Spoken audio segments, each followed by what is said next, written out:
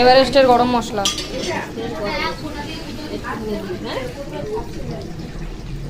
দিলাম। এটা কি টাইগার মশলা।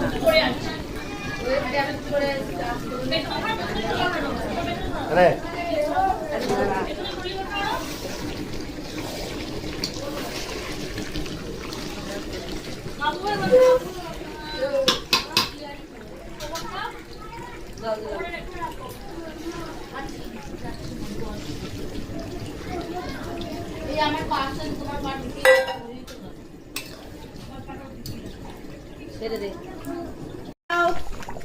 কষা মাংস, কষা না একটু ঝোল ঝোল রেখেছি।